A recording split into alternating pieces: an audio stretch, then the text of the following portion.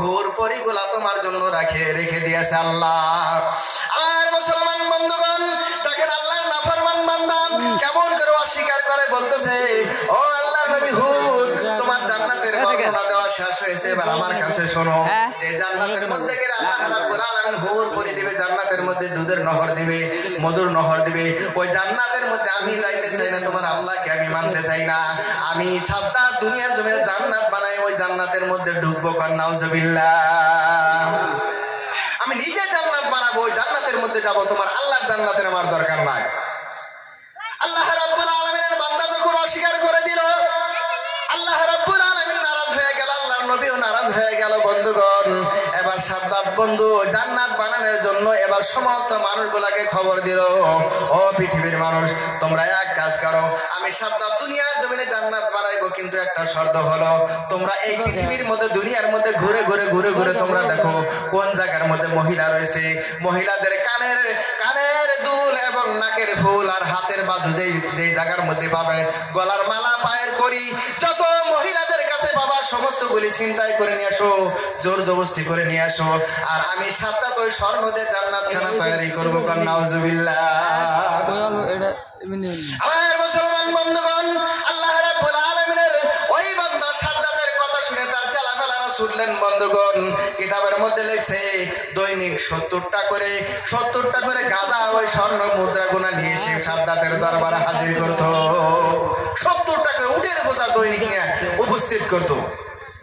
হঠাৎ করে একদিন খবর পাইল যে এক জায়গার মধ্যে একটা বুড়ি মহিলা রয়েছে, বুড়ি মহিলার একটা নাবালিক একটা কচি মাসুম বাচ্চি রয়েছে, তার গলার মধ্যে চারানি একটা স্বর্ণর হার রয়েছে। বন্ধুগণ, যখন খবর পাইল, এই সাদ্দাতের চালাফেলা খবর পায় যখন ওই জায়গার মধ্যে চলে গেল। বন্ধুগণ, যাওয়ার পরে ওই মহিলাটার ওই রূপসী কন্যার বন্ধুগণ গলায় থেকে যখন চেনটা টান ধীরে নিয়ে গেল, নেওয়ার সঙ্গে সঙ্গে ওই নারীটা, ওই বন্ধুগণ, ওই কন্যাটা জমিনের মধ্যে পড়ে গড়াগড়ি করে কান্দা আরম্ভ করে দিল।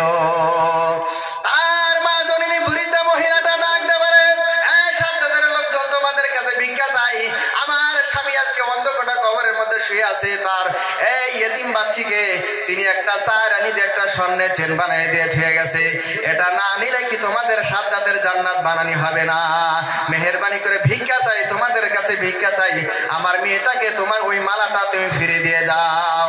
আমার মুসলমান বন্ধুগণ, তাদের ঈমান নাই, আমল নাই, কিছুই নাই, বেঈমান, তাদের কলবের মধ্যে আর ঢোকে না, কানের মধ্যে কর্ণপাত হয় না। বন্ধুগণ, তারা আর মানলেন না, জোর জবরদস্তি নিয়ে যখন আসলেন, ওই মহিলাটা, বিধবা মহিলাটা আল্লাহর দরবারে দুটি হাত তুলে মোনাজাত করে দিল, রব্বুল আলামিন, রব্বুল আলামিন, আমার ইতিম মেয়েটার কাছ থেকে যেমন করে জোর জবরদস্তি করে স্বর্ণের মালাটা নিয়ে নিল, যে মালা দিয়ে সাদ্দাত জান্নাত বানাইবো, রব্বুল আলামিন ওই জান্নাতের মধ্যে যাতে সাদ্দাত ঢুকতে পারে না, দোয়া করে দিল, সাদ্দাত যাতে ওই জান্নাতের মধ্যে ঢুকতে পারে না।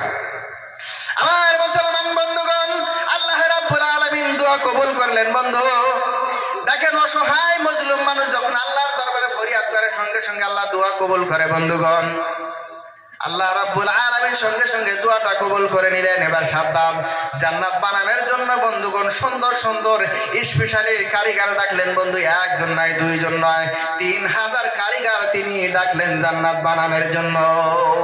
3000 কারিগরকে ডাকলেন, 3000 কারিগরদের জান্নাত বানাইছে। আমার মুসলমান বন্ধুগণ, একদিন নয়, 2 দিন নয়, বন্ধুগণ দীর্ঘ 10 বছর ধরে ওই জান্নাতটাকে সাজাইলেন, স্বর্ণ দিয়ে সাজাইলেন। বন্ধু, জান্নাতের মধ্যে দুধের নহর, মধুর নহর তৈরি করলেন, জান্নাতের মধ্যে মতির চেয়ার বানাইলেন। বন্ধুগণ, স্বর্ণ দিয়ে বানাইলেন। বন্ধু, জান্নাতের মধ্যে এমন সুন্দর সুন্দর 16 বছর, 17 বছর নারীদেরকে ঢুকাইলেন হুর হিসাবে। বন্ধুগণ, নাউজুবিল্লাহ, হুর হিসাবে ঢুকাই দিলেন। এবার যখন 10 বছর পূর্ণ হয়ে গেল, বন্ধু 10 বছর পুরা হওয়ার পরে এবার যখন সাদ্দাতকে বলা হলো, সাদ্দাত জাহাপনা, এবার জান্নাতটা পুরাপুরি বানানো হয়ে গেছে, এবার আপনি ঢুকতে পারেন। সাদ্দাত বলতেছে, আমি জান্নাতের মধ্যে ঢুকবো, কিন্তু একটা শর্ত আছে, আমার বাড়ি থেকে ওই জান্নাত পর্যন্ত যে জান্নাতটা তোমরা বানাইছো, 2 জান্নাতের পাশ দিয়ে 16-17 বছর যুবতীকে দাঁড় করায় দাও, আমি সাদ্দাত ঘোড়ার পিঠে উঠে ওই জান্নাতটাকে ওপেনিং করবো। জোরে বলেন নাউজুবিল্লাহ।